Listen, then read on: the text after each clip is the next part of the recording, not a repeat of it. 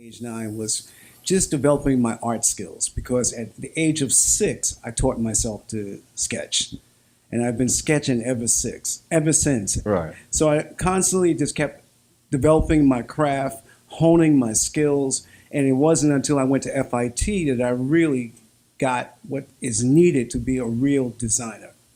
So I had a chance to do that. But at 16, I took an art class at high school. Because I went to high school in Queens. The school I went to was Christ the King High School in Middle Village, Queens, and I graduated from there. Yeah. And it was that was my only art class. And then from there, my teacher had told me, you're not going to become a designer. Maybe you'll be an illustrator. Your teacher told you that? Oh, yeah. She told me that. And I was like, nah, I'm going to be a designer. You told her that? I told her.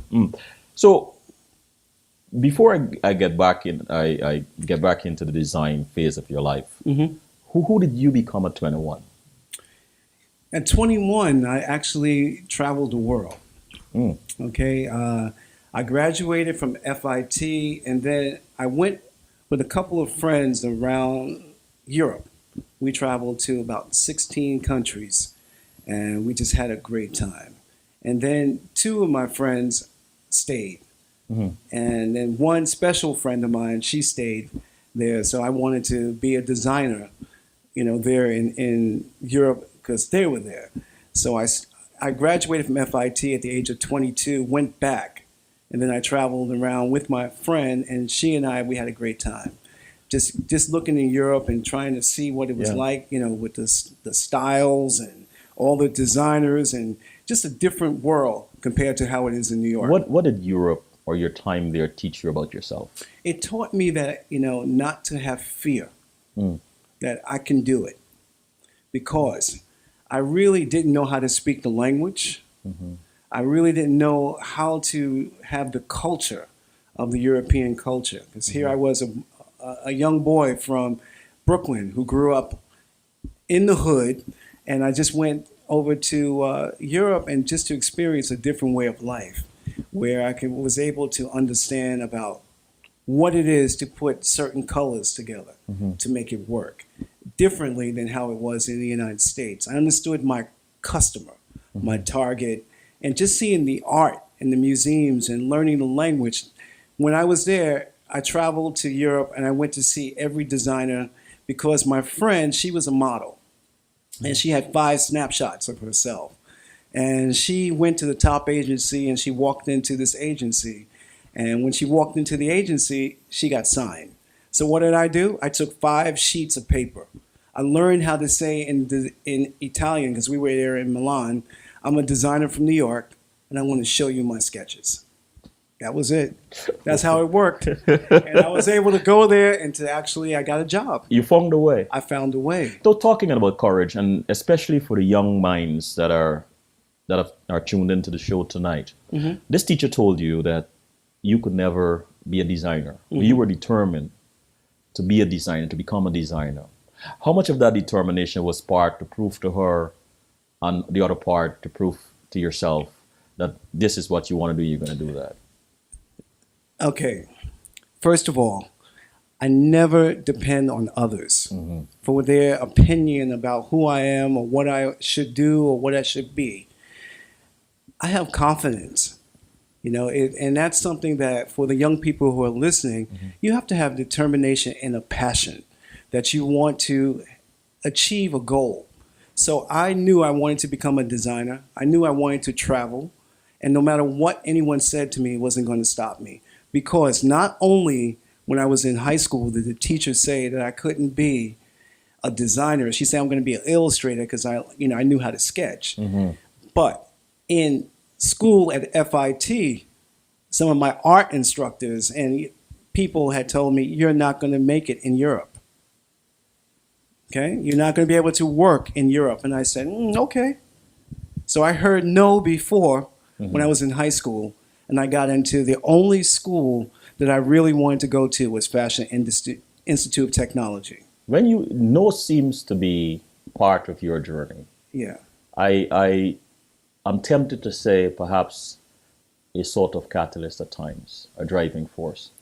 You know, it is a driving force, but I know what I wanted to do. Okay. At all times. Let me ask you this, Stephen. What are some no's that you heard even after you made it or as you were making it? What are some other no's that maybe some young upcoming designer might need to know? Here is a guy who heard no, even after he has proven himself or part of himself as he evolved into this amazing designer. Let me take it back. Okay. All right. No, for me, besides high school, let's go back to my childhood, because you asked a question before about, how was it at age 9 and 16. At age 9, there were people on my block when I grew up who said, how come you always on your stoop? Because we had a brownstone, right, and I had a stoop there. And I would sit on the stoop with my art pad. And they were like, something's wrong with him. He's not going to do it. He's not one of us. Something must be wrong with him. They didn't want to play with me. And when they were choosing teams together, I got no. All right. No, you can't play basketball with us. No. But then finally they put me on the team, and then they were my buddies because I can play. Then that was something that I got, no, I can do something. Then in high school, the whole thing about the illustrator, my teacher told me, no, you can't do it. That was something I had to overcome because I was like, I'm going to do this easily. And then when I went to FIT, when I heard, no, you're not going to go to Europe and make it and work because of blah, blah, blah, blah, blah, I knew it was going to happen. But once I got out of school and I started looking for jobs, okay, I worked in Europe for a couple of years, and then I came back to the United States. And then I started to look for work. And it was difficult for me to get work because it was just a market that was very tight. So what did I do? This was before 9/11 or anything like security in buildings. I took sketches that I had, and then I started at the top of a building. Every building on 7th Avenue, every building on Broadway, started at the top and went down floor by floor, office to office, gave my resume out, told them, the people, I'm a designer. I just came back from Europe. I would like to meet with the design team to see if I can become a part of the team. I got no. I don't know how many times I got no. But then I got a yes. I started working freelance for this company, Philippe Monet, which was, there was really a great mentor of mine. His name is Richard Weinsteeder. And Richard Weinsteeder really helped me because here I was like 24 years old. And he believed in me that I can do it. And he liked my persistence. So he is always somebody out there that was willing to take a chance. So for all the people who are, listening, who say, I can't do this or, I'm not able to do it, don't believe it. Just go for it. It's determination. It's determination. And confidence. And confidence. And confidence. I want to put courage in there too. So this courage, confidence, and determination, which of your parents or what can you say about them in the way they raised you that might have inspired that or influenced that? My mother was really instrumental in raising me to believe who I am. My father, he died when I was quite young. Oh, sorry to hear. Yeah. But, his memory still is in my soul, no matter what. One thing, and I do for my children now, when they were growing up, he and I used to always walk down the street and he would hold my hand, and I look up at him. So that was something that I want, a fond memory of my father. But my mother, being a single parent, I mean, she took me to every place. She took me to the museums when I was younger. She made sure that I had art instilled in me because she knew what I liked. She encouraged me to play music, to play sports, to do things, but she couldn't take me to a lot of places because she was busy. And that's understandable. And my brother, I have a brother and sister. You know, they were older than I am, and I was the last child. So it was like there's a 14-year gap between my brother and I, and 9 years between my sister and I. So, you know, they were in their own world, you know, you might as well say. But they took me where they wanted to take me always as well. But my mom, my brother, my sister, my grandmother, my great-grandmother, they really helped make me the person that I am. The matriarchs Yeah. of the family. Yeah. Wow. What is your favorite memory of your mother as a child? You know, I was in kindergarten, and I used to see all the women who, the other mothers come, and they would just put makeup on, and you know, they looked very pretty to me. Okay, and so one day, you know, I said to my mom, you know, when you come to pick me up, can you put some makeup on? You told your mom I told that? my mom this. I wanted her to look like Ebony Fashion Fair models from that time. So she did. She did. And she was always supportive. But when I was 19, I won an award at FIT for the most outstanding young black designer. It was a Harvey's Bristol Cream Award. Wow. And it was great. And my mom had a chance to go with me to that event. So that's a very memorable moment. Yeah. It was a show at FIT where they highlighted, I don't know, I think about 20 top black designers. They had all the models there, and it was choreographed very well. And Audrey Smaltz from the ground crew, she was involved with it, and she's a good friend of mine now, you know, which is excellent from back then. And I won an award. And at this award, it was great. It was it was excellent for me. I won this award, and it was won by this top model at the time, Billy Blair. So Billy Blair and I are great friends now, and still, after all these years. And with this award, I was able to go on television. I was able to, you know, be in the New York Times. It was prestigious. I did a lot of magazines, newspaper. You know, they knew who I was because I said, "Look out, 7th Avenue, here I'm coming." And you did arrive. Yeah, I arrived.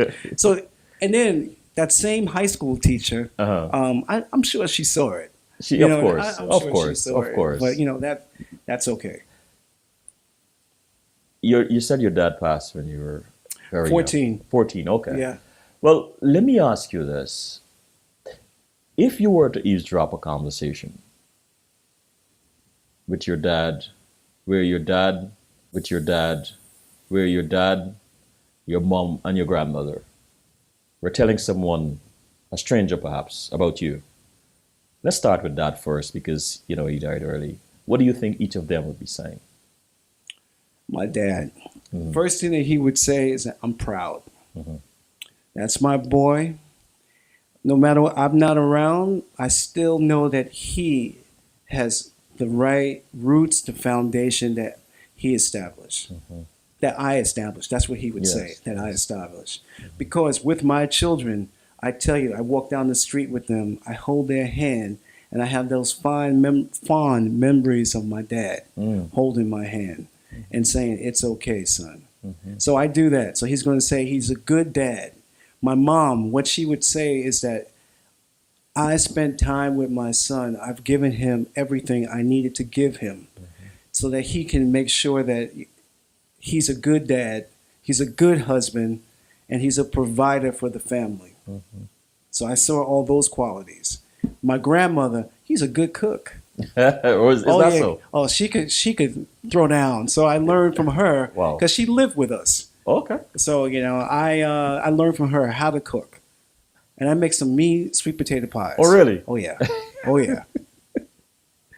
Everybody wants to come to my house for Thanksgiving. Is that so? Oh, yeah.